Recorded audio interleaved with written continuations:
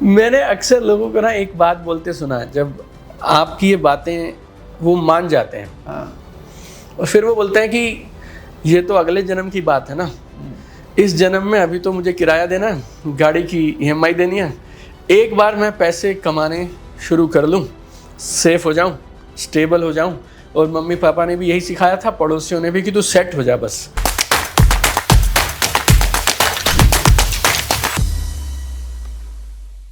और वो सेट हो नहीं पाता लास्ट तक, और फिर वो जिंदगी में उसको तो चला ही चलता है। Correct. इसको पोस्टपोन करता चला जाता है। बिल्कुल राइट। सो इन बातों से मना प्रभु जी कोई नहीं करता है, नहीं। और करता भी कोई नहीं है।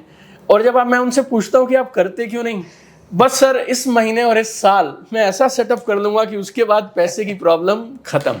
और मैंने तो देखी नहीं कि पैसे की प्रॉब्लम कभी खत्म होती हो। So how do we tackle this, like अब इसको मटेरियल, स्पिरिचुअल, राइट। आप मेरा सवाल अगर मैं फिर से बोलूँ तो जब मैं उसे बोलता हूँ तो कि डेथ के बाद की तैयारी कर, वो बोलता है सर मैं ठीक से जी तो लूँ, उसके बाद में देखा जाएगा। हाँ, so why postpone, why people postpone and how can we help them? हाँ, मैं एक उदाहरण देता हूँ कि देखिए, मानो कोई हाईवे है जिसमें ट्रैफिक जैम लगा हुआ है। अब चाहे आपके पास मर्सिडीज हो या रोल्स रॉयस हो, अब भयंकर दिल्ली का जब ट्रैफिक जैम में फंसे तो वो ऑटो रिक्शा और बाइक और ये सब एक ही कैटेगरी में आ गए। हाँ, आगे रोज की बात सर। तो अगर कोई ट्रैफिक जैम को सल्टा दे और फिर अपने को बिल्कुल सीधा रास्ता दिला दे, हाँ, ओपन हाईवे, फिर मजा आ जाए। हाँ, तो हम कहते हैं कि भाई ये मेडिटेशन और आध्यात्म, ये सब जितनी प्रक्रियाएं हैं, वो हमारे मन के अंदर जो विभिन्न प्रकार के विचारों का ट्रैफिक जैम लगा हुआ है, उसको क्लियर करने में मदद करता है। ओके। क्योंकि मन के अंदर जब विभिन्न प्रकार के विपरीत इच्छाएं और विचार चलते रहते हैं, वो मन पूरा एक जाम हो जाता है मन के अंदर। तो इसलिए आप जब लोगों को बताते हो क्रिएट क्लैरिटी इन थॉट, क्योंकि एग्जीक्यूशन का पहला स्टेप है क्लैरिटी। एब्सोल्युटली। जब तक थॉट प्रोसेस क्लियर नहीं रहेगा, तब तक व्यक्ति एग्जीक्यूट क्या करेगा? राइट। तो जो भी व्यक्ति आध्यात्म के क्षेत्र में उतरता है, उसका सबसे पहला जो अनुभव है वो है मानसिक रूप से उसका जाम हटने लगता है, क्लियर हो जाता है, और फिर उसके अंदर क्लैरिटी आ जाती है कि मुझे क्या करना है। और ये जाम लगाने वाले जो तत्व कौन से हैं, ट्रक्स कौन से हैं? काम, क्रोध, लोभ, मोह, मद, मत्सर, ये षड रिपु कह लें। 6 एनिमीज। 6 एनिमीज। षड रिपु, 6 शत्रु। काम, लस्ट, क्रोध, एंगर, लोभ, ग्रीड,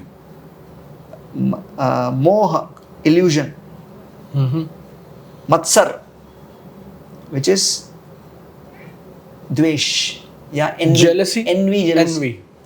काम, क्रोध, लोभ, मोह, मद इज प्राइड, अहम। तो इस तरह से ये 6 हमारे रिपु हैं या शत्रु हैं। और ये किसी भी व्यक्ति के मन पर हावी हो जाते हैं। और फिर जैसे एक पेड़ के नीचे व्यक्ति सो रहा था, वहाँ एक बिल था, बिल से सांप निकला और सांप ने इस व्यक्ति को डस दिया। चिल्ला के उठा और मुड़ के देखा, सांप अंदर चला गया बिल के, चूहा बाहर आ गया। एक चूहा था बगल में, वैसे चूहा बाहर आ गया। हाँ। उस आदमी ने देखा चूहा, उसको लगा चूहे ने काटा। चूहे को देख के गाली देने लगा, नालायक, क्यों मुझे काट डाला, मारूंगा करके इस तरह हाथ दिखाया।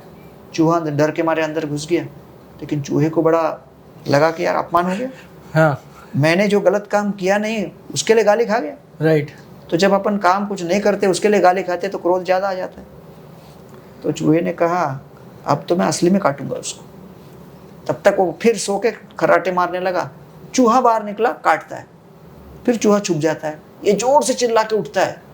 अब सांप बाहर निकलता है, पीछे देखता है, सांप को देखता है, हार्ट अटैक आ जाता है, मर जाता है। अब प्रश्न उठता है किसने मारा? चूहे ने मारा।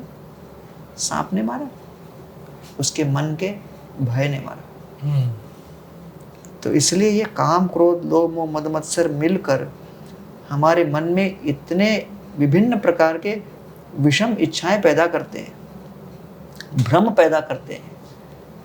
उस चक्कर में व्यक्ति लक्ष्य को तो देख रहा है, टेक्नोलॉजी तो हाईफाई है, लेटेस्ट सॉफ्टवेयर है, लेटेस्ट लैपटॉप है, सब कुछ है, लेकिन दिमाग ही नहीं चल रहा क्योंकि मन कहीं और चिंता में ग्रस्त है। तो इसलिए मैं कहता हूं भाई, केवल हार्डवेयर को ही अपग्रेड करते रहोगे लेकिन सॉफ्टवेयर में वायरस है तो क्या होगा? राइट। इसीलिए शरीर कंप्यूटर की तरह है, मन हमारा सॉफ्टवेयर है, हार्ड डिस्क है। राइट। वो मन रूपी हार्ड डिस्क के अंदर अगर एक बार वायरस आ गया तो क्रैश हो गया। तो वैसे ही हम कहते हैं कि भाई आज हम केवल सिस्टम को सुधारने में लगे हुए हैं। What about the man behind the system? Right. Just don't improve the machine, improve the man behind the machine. तो आज प्रोडक्टिविटी का सबसे बड़ी समस्या क्या है? सब जगह आप स्टैटिस्टिक्स ले लीजिए, सबसे बड़ी समस्या है एंगेजमेंट। लोग हाजिरी तो लगा रहे हैं, लेकिन क्या वो अपने काम में हाजिर हैं? कितने लोग तल्लीनता के साथ काम कर रहे हैं? लोगों को लगता है कि you can make people work through incentive, but incentive doesn't translate into inspiration. और आज प्रोडक्टिविटी के क्षेत्र में ये सबसे बड़ी चुनौती है, what will inspire the person to work. अगर केवल ईसॉप्स, इक्विटी और बाहर से तत्व ही लोगों को इंस्पायर करते तो आप देखते नहीं कि इतने सारे स्वयंसेवक जो विश्व भर में कार्यरत हैं, उनको तो बाहर से कोई नहीं मिल रहा प्रलोभन।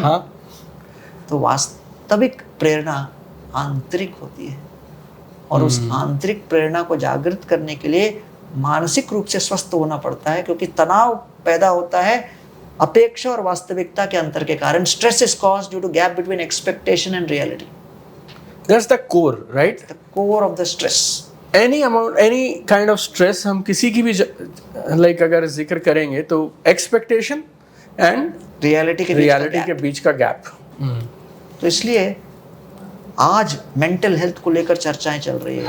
अरे 1.54 lakh suicides in 2020 in India, 1.65 lakh suicide in 21, 1.74 lakh in 2022।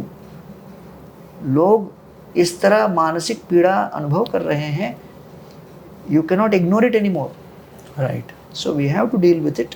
और इसलिए ये केवल ऐसा नहीं कि मृत्यु के आगे की कहानी है, ये आज हमारे बच्चों के, परिवार के सदस्यों के, एम्प्लॉयज़ के, सभी के मानसिक स्वास्थ्य के लिए जो उचित दवा है उसको कहते हैं मंत्र, और जो अस्पताल है उसको कहते हैं मंदिर।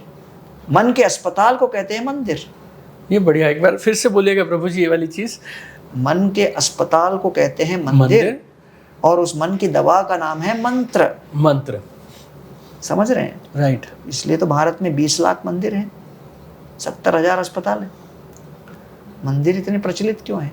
क्योंकि प्राचीन काल से भारत में मानसिक रूप से स्वस्थ रहने की प्रक्रिया लोगों के सामने यही थी। और आज भी चाहे कितना भी टेक्नोलॉजी बढ़ जाए, आज भी युवा पीढ़ी भले वैज्ञानिक रूप से उनको अध्यात्म न सिखाया जाए, लेकिन श्रद्धालु हैं।